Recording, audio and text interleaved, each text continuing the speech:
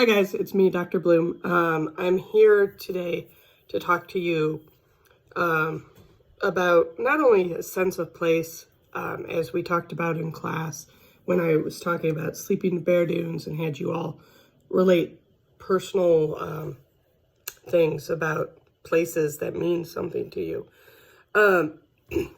But today we're going to talk about the development of two really special places. They were originally state parks for Negroes in the 1930s as they were initially designated. And we're going to talk about how they've evolved over time and what they've come to mean to people.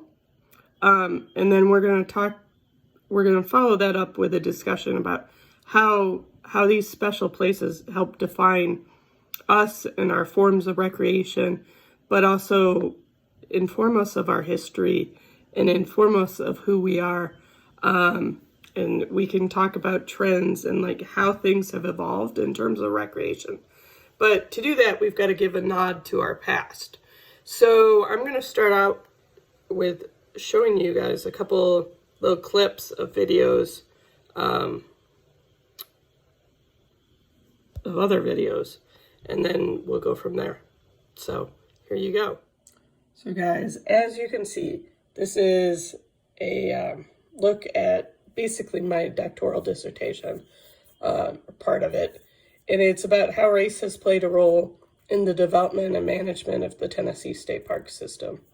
It's an examination of the history of T.O. Fuller and Booker T. Washington State Parks. So Tennessee State Parks, something near and dear to me. It's the first state park system I worked for, and I loved working for state parks. There's a sense of community within the staff that's unbeatable. But Tennessee State Parks originally date back to 1937. And the state park movement goes back to the development of a National Park Service system and a department that oversees it back between 1915 and 1920. And it took a while for state parks to get hold and get a foothold, but it was also during the time of the Great Depression and then the New Deal. And the New Deal era under Franklin Delano Roosevelt sort of spurred on the creation of state park systems because they were using a thing called the Civilian Conservation Corps to get men who were out of work, out into our natural areas to develop a system of state and national parks so that we would have a lot of places for people to recreate. The initial goal of the Tennessee State Parks was to put state parks within a 50-mile radius or an hour's drive of every citizen within the state. So we've now created a system of 56 state parks. There were 54 when I started there. So as systems evolve, they change titles, they do different things. But going back to 1937, there were four parks that were initially brought on. Harrison Bay was brought on through the TVA, which is the Tennessee Valley Authority, which is sort of the power company of that region. And they created a lot of hydropower through damming up rivers, thus the creation of reservoirs in Tennessee. So in June 1938, you had Harrison Bay, followed by September 1938 with Booker T. Washington State Park for Negroes in September. And then Cumberland Mountain came in June, as well as Harrison Bay. And Shelby Bluffs, or T.O. Fuller State Park for Negroes, was in 1939. And then Meem and Shelby, also in Memphis, was brought on in 1940 to provide a white recreation area in Memphis. So dating back to the 1930s, we were under the Jim Crow laws, which meant separate but equal on everything. If you provided something for whites, you were supposed to provide something for blacks. And so within the first 4 state parks, you saw 2 state parks for Negroes. It soon became 5. But while the term was separate but equal, things have never been separate but equal. And that's till today. Here's a glimpse of Tennessee, and the state parks are highlighted with the pine trees. So the first 2 in Chattanooga, Harrison Bay, and Booker T. Washington were right here, right along the reservoir. And then in Memphis, you had T.O. Fuller and Meeman Shelby right here, providing the black and white area. The Cumberland Mountain is up about here. So that was the 5th area maintained. So in Tennessee state parks, like I said, there's 56 new state parks now. But out of them, as of today, African Americans have only worked in 6 of the state parks. 6. So that is not equivalent or equal in any way, shape, or form.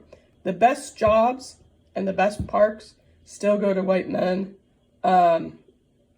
It's usually a political decision on a certain extent, but African Americans have been largely relegated to the 2 original state parks for Negroes. Now, that's not a terrible thing because there's a really great, rich history associated with it, but it goes both ways. You can look at it through a racial lens, or you can look at it through a historical lens, both of which there are right and wrong things that go along with it. So we're gonna talk about the history and how these things have evolved, because that's a big part of our story in terms of recreation, is how things have evolved in time. And while this is based in the South, it could have just as easily been based in the North, because there were state parks for Negroes up north as well. And there were black recreation areas, and there were black civilian conservation corps units, and it goes on and on. I mean, the contributions are there, the history is there, why things have happened the way they have. It's a different tale. So we're gonna start to talk about it. So my study in doing my doctoral dissertation, I was looking at, are there differences in how these 2 parks were managed and developed due to their original designation as state parks for Negroes? How has that historical designation affected the modern management and use or visitation of the state parks? How has visitation to these parks been affected by their history? And what should management look like in the future? So we're going to go over a couple of these things. So Booker T. Washington, as you saw in the videos, is a small park. It started at 350 acres in 1938. It is now currently only 3 acres larger. So there's not been a lot of land added to this park for various reasons. One, it borders a major lake, so there's not much room to add in that way. But it's also in a more urban setting, so there's not a lot of land to add. At different points in time, that probably could have happened, but it hasn't so far. So in terms of management, Booker T. Washington has always been managed by African Americans. Rangers have been both white, African American, Latino. Office staff has always been African American. So there's some of the historical stuff has carried on. As you can see, there's pictures of a picnic area, a swimming pool, and then a group camp that has not been taken the best care of at times. And so Booker T. Washington, as I said, it was developed alongside a reservoir, thus the TVA actually owning it first.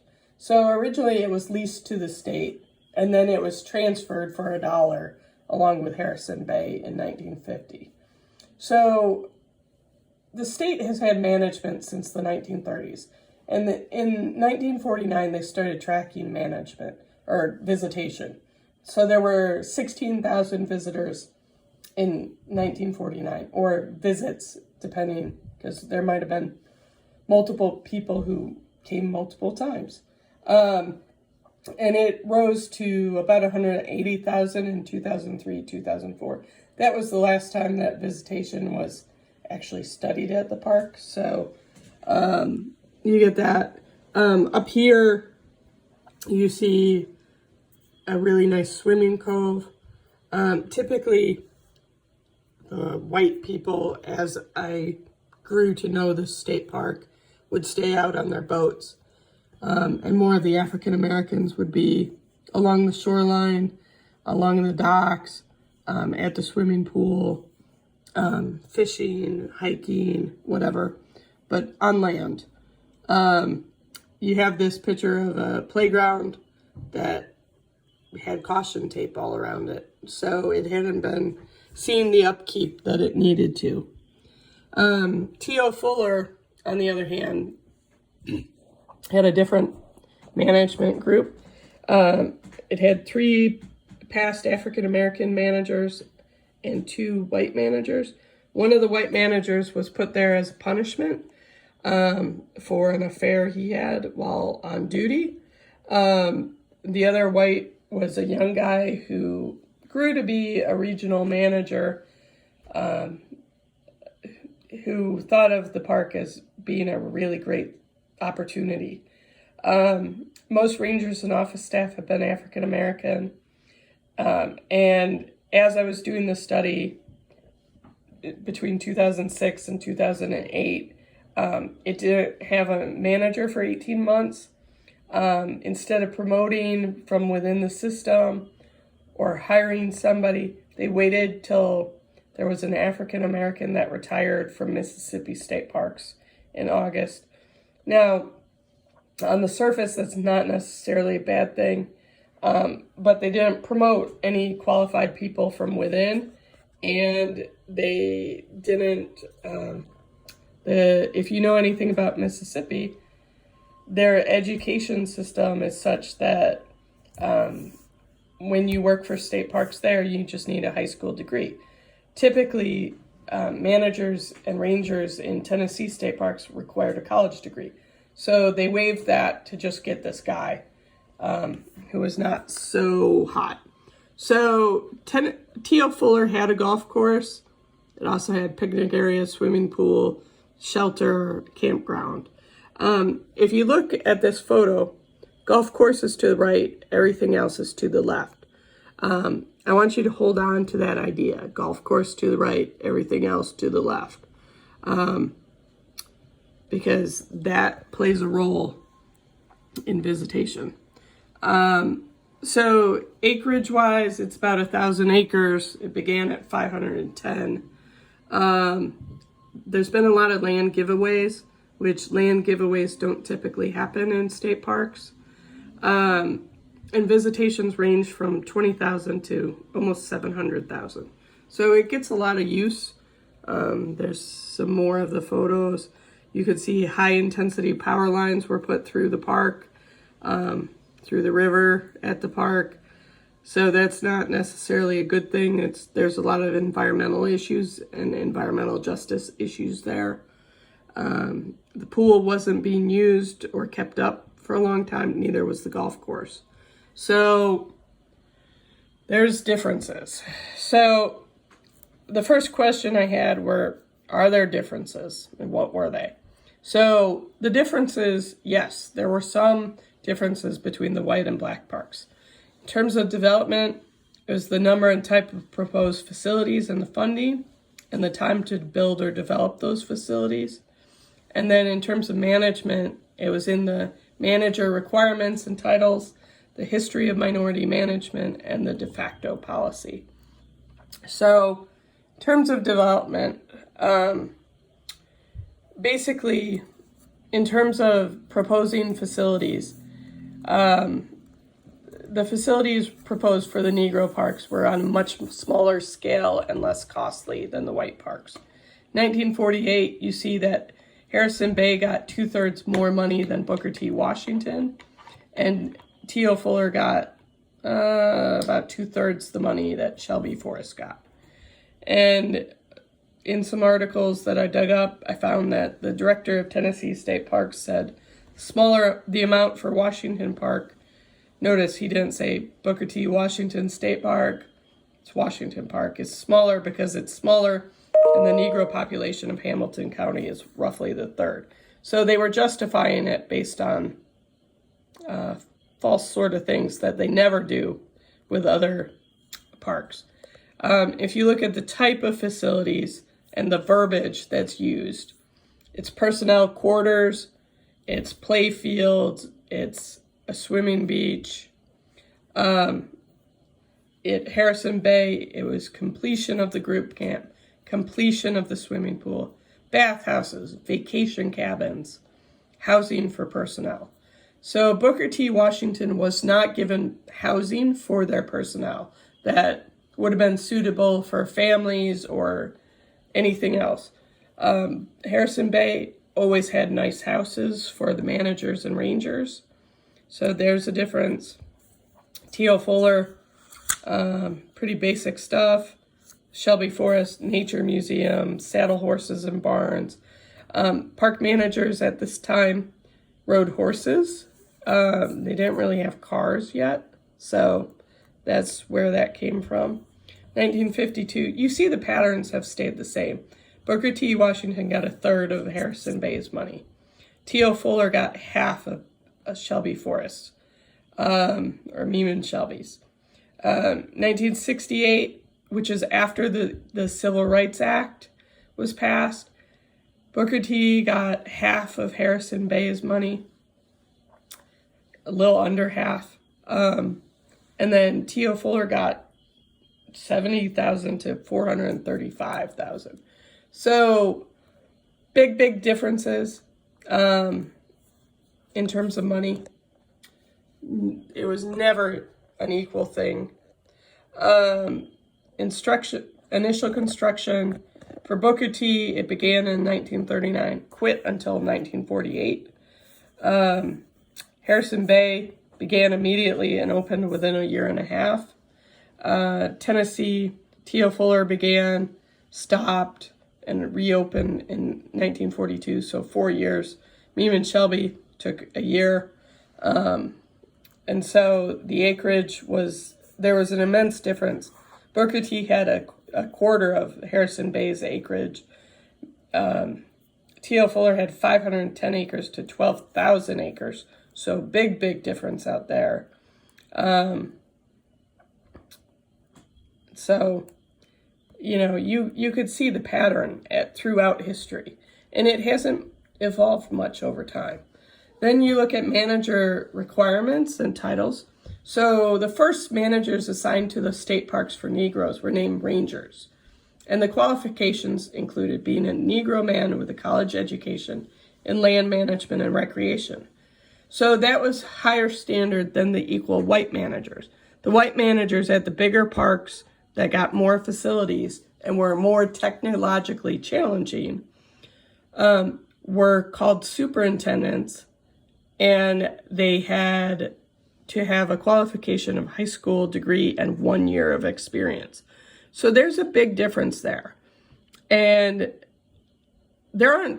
even today, there aren't a lot of African Americans in land management and recreation college degree programs. So there were very few people that could be selected as managers for these two state parks. Now, the initial two state parks managers at each of these places stayed for like 40 years, and each of them were remarkable individuals. So I take nothing away from them, just they were held to a much higher standard their whole career. And so the initial policy sort of led to what is a de facto policy today of a black manager for a black park.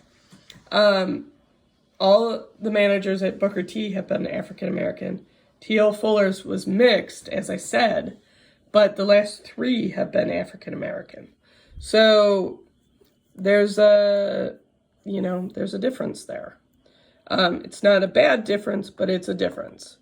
How has historical designation impacted the modern management? It has. In terms of management, there's a mixed impact, and there's neglected development, and then there's current EEO findings. And then in terms of visitation, most of the visitation at these parks is still primarily African American. They were desegregated in the 60s by order of the governor following the Civil Rights Act. But as stated in articles in the 80s, they're historically black. They still, if you looked at the video, the one on Booker T. Washington, they state what they were originally for. And so then there was some visitation reports and some participant observation that I looked at. So to get to how this has affected people, I did some interviews. And so I got different respondents. The early impact of the designation was great. There were minimal facilities. The institutional use of the state parks created core user groups, meaning that the visitors were largely blacks and have largely stayed that way. But there's diversity, more diversity currently. And then parks are treated largely the same.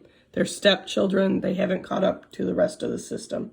And there's some stagnation in the funding. So these are quotes from 2 of the managers I interviewed. I actually feel like they might be stepchilds. T.O. Fuller might be in a better location because it's in a predominantly black community or city that has a strong political following or backing. But do they get everything they should? No. Do we get everything? No. Can other parks say that? Yes. But not many of them can say that because they were black parks. Somebody from this central office said it's had a significant impact on how they were viewed.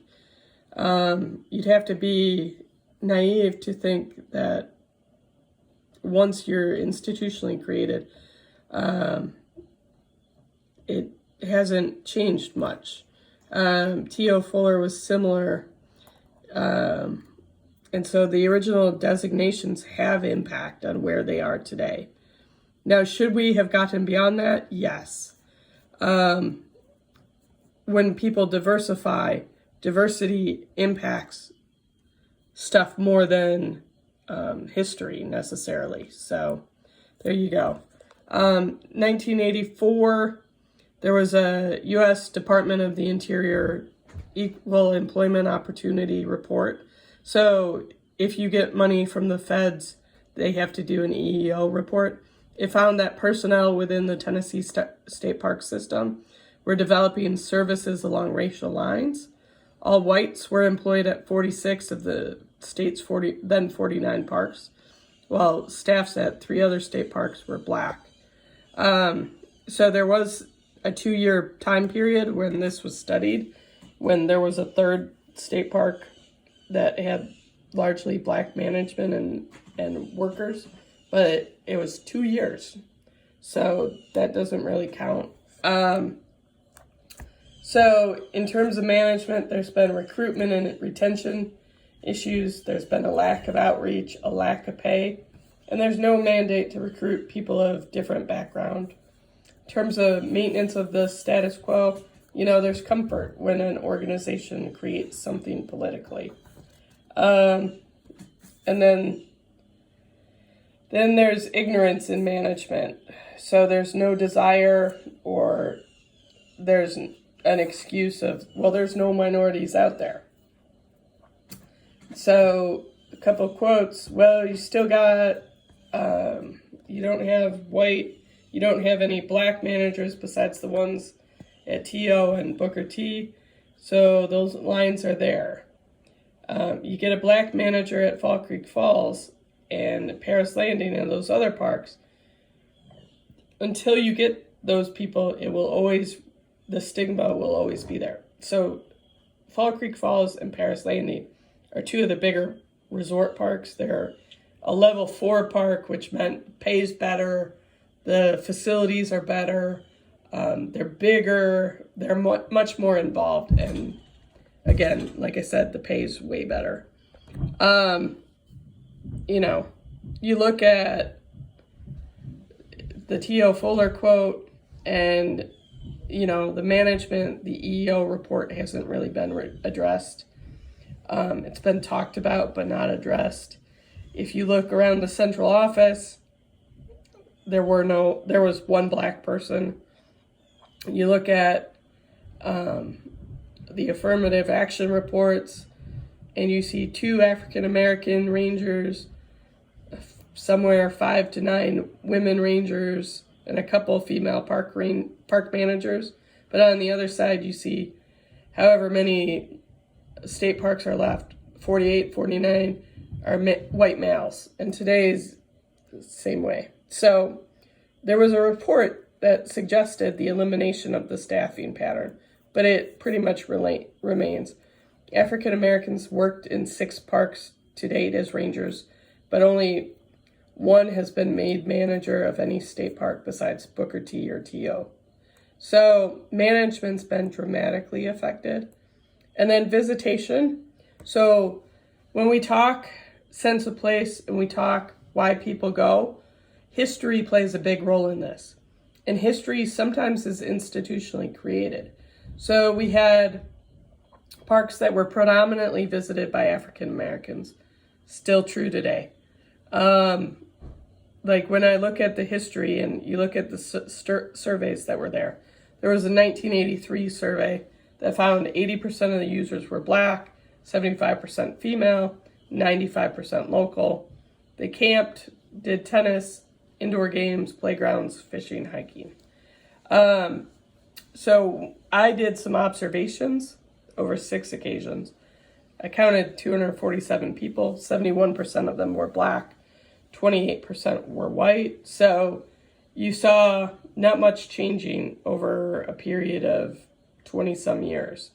And so in terms of activities, most people were doing picnics or family gatherings, swimming, fishing, and using the playgrounds or basketball courts.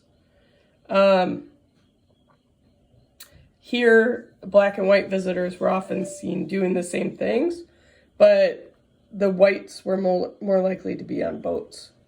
And then T.O. Fuller, you had no past studies of park visitors at all. So when you looked at mine, it was the only one. And I observed that it was 88% black and 12% white. And there was a large split in activity preferences. So blacks were more likely to be found in the day use area, the picnicking, swimming, or basketball areas, whereas whites were camping or golfing or doing nature observation type activities. So when I talk about how there was the split in the road with golf going to the right and everything else going to the left, that's how one of the rangers at T.O. put it. The blacks go to the left, the whites go to the right. So it sort of holds true. Stereotypes and segregation have all had a major impact on visitation. But then what stood out was when I did interviews, I interviewed 20 visitors. And I split them into frequent users and infrequent users. And at Booker T, the frequent users stood apart. They had been going to the park for an average of 57 years and visiting 100 to 300 times a year. So you have a core group that is very, very active at the park.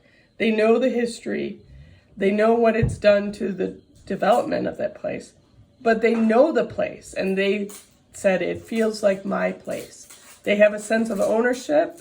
They like that manager has a minority presence. They want that to continue. They also like knowing that it is their park. The frequent and infrequent users at Booker T and T.O. Fuller use the parks much less. T.O. Fuller's frequent users used them for 24 years, like 31 times a year. So way less, but still significant. They didn't have a lot of knowledge of the history of the park and felt like that mattered little. They came to the park to get away. So it shows that people are evolving, but evolution is slow and change is slow. But on some levels, that's not a bad thing. You know, it's not bad to have a history where a certain core user group has been there and loves a place. But where it's bad is when you don't have management that is equal, and you don't have rules that are equal, and you don't have facilities that are equal. That's the problem. And opportunities. Let's talk opportunities of managers. They haven't been equal. Or staff. Those haven't been equal. So race is still at the root of management issues in Tennessee state parks.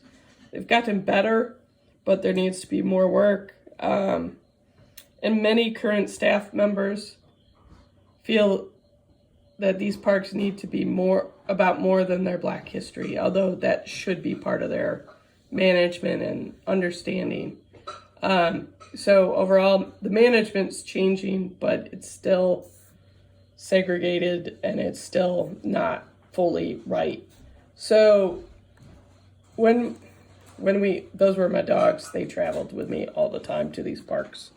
So when we get to these state parks and a sense of place, part of understanding sense of place and who we are currently in terms of our recreational preferences and our opportunities, it all goes back to the history and the institutional use of places and where places were developed and why they were developed there and who the core audience is and what opportunities people have been given. So those are the things that we need to remember.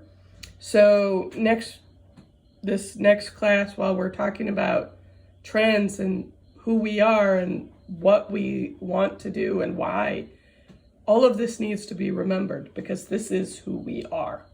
So thanks, guys. I know this was long, but this sort of gives you a sense of how state parks have been developed. And again, like I said, this could be Tennessee. This is Tennessee, but it could be Massachusetts. It could be New York. It could be Michigan. It could be anywhere because under our laws and our rules, we were a segregated nation, and we have largely stayed a segregated nation. Things are getting better, but, you know, Black Lives Matter, and they do, and we need to be better. So there we go.